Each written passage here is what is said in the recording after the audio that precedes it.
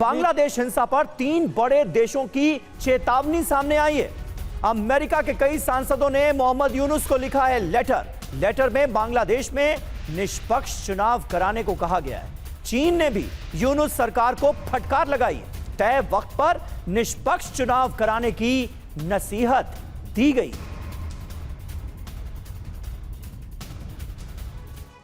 और इससे पहले रूस ने भी बांग्लादेश में हो रही हिंसा को लेकर यूनुस सरकार को उसका इतिहास याद दिलाया था। बांग्लादेश में रूस के राजदूत ग्रिगोरी विच ने कहा कि बांग्लादेश जल्द से जल्द भारत से रिश्ते सुधारे।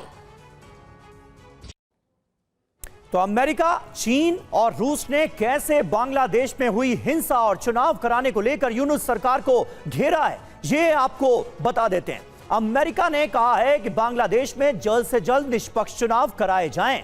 हालांकि यह बात अलग है कि अमेरिका की ही कठपुतली माना जाता है मोहम्मद यूनुस को। शेख हसीना की पार्टी आवामी लीग से बैन हटाना चाहिए, यह कहा गया है। लेकिन निष्पक्ष चुनाव के लिए अभिव्यक्ति की आजादी जरूरी है। रूस का रुख भी आपको बता देते हैं। भारत से जल्द रिश्ते ठीक करे बांग्लादेश। रूस ने तो यह साफ साफ कहा, भारत की वजह से ही बांग्लादेश एक स्वतंत्र देश बन पाया। भारत के खिलाफ जाकर बांग्लादेश का कोई भला नहीं होगा। रूस ने यह नसीहत दी। चीन के रुख के बारे में आपको बताएं, चुनाव से पहले बांग्लादेश में हिंसा को चिंताजनक चीन ने बताया। हम सुरक्षित और निष्पक्ष चुनाव चाहते हैं, यह चीन ने कहा है। यूनुस सरकार राष्ट्रीय एकता और स्थिरता बनाए रखे। ये कुल मिलाकर बड़े बड़े देश कहीं ना कहीं आज बांग्लादेश के मौजूदा हालात को देखते हुए उसे सबक सिखाने की कोशिश कर रहे हैं। लेकिन बांग्लादेश ने, मोहम्मद यूनुस ने क्या कोई सबक लिया है? मनीष, देखिए, जहां तक मोहम्मद यूनुस का सवाल है तो आप देखिए, सबसे पहले तो वो सरकार के मुखिया है, लेकिन वो इलेक्टेड मुखिया नहीं है, वो सिलेक्टेड मुखिया है। बिल्कुल, उनको रिजीम चेंज करके जो भी डीप स्टेट का प्रोजेक्ट था उसके तहत अमेरिका से लाकर यहाँ बिठाया गया था। और जिस बात को उन्होंने खुद ही, जब वो पिछले साल सितंबर में अमेरिका में थे और क्लिंटन फाउंडेशन के कार्यक्रम में उन्होंने बहुत कुछ कबूल लिया था। लेकिन हाँ, अब है क्या कि एक बार वो कहते हैं ना कि लहू मुंह लग गया, एक बार वो मुखिया बन चुके हैं, गद्दी पर बैठ चुके हैं, तो उन्हें लगता है कि इतनी जल्दी मैं छोड़कर क्यों चले जाऊंगा, आखिर सारी कवायद किसके लिए की गई है। तो वो इंश्योर करेंगे कि किसी भी कीमत पर इलेक्शन ना हो। और अगर इलेक्शन हो तो कई बार ये भी कहा जाता है कि यूनुस की आंतरिक इच्छा ये है कि वो ईरानियन सुप्रीम लीडर की तरह से सुप्रीम लीडर बने रहें और कोई भी प्रधानमंत्री बने, राष्ट्रपति बने, वो उनके नीचे में काम करे। तो वो बांग्लादेश का पूरा जो पॉलिटिकल स्ट्रक्चर है वो बदलना चाहते हैं, गवर्नमेंट स्ट्रक्चर बदलना चाहते हैं। तमाम तरह की बातें यूनुस के मन में है।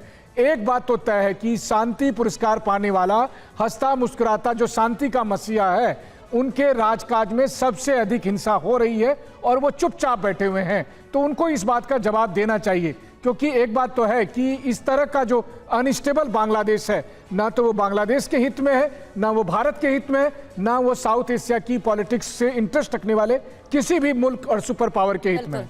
बिल्कुल, साउथ एशिया की पॉलिटिक्स पर भी इसका असर पड़ेगा। बिल्कुल ठीक मनीष, आपने ये बात कही है। खान सर, जिस तरीके से बांग्लादेश में हालात बनते हुए नजर आ रहे हैं, पाकिस्तान हो सकता है वो जानता है कि वो भारत से सीधे पंगा नहीं ले सकता, इसलिए वो अपने मंसूबों को अंजाम देने के लिए इस तरीके की चाल चल रहा है। लेकिन बांग्लादेशियों के लिए, बांग्लादेश के हालातों की बात करें तो उसके लिए भी ये ठीक नहीं है जिस तरीके से हिंसा भड़क रही है। Let me add you a few latest information.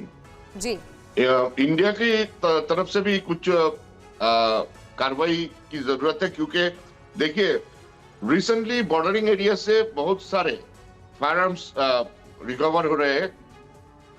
That means वो borders are with India. So India की जो गार्ड्स है, बॉर्डर गार्ड्स है, बीएसएफ, उन लोगों को भी थोड़ा सतर्क रहना पड़ेगा अगर they are concerned about peaceful Bangladesh.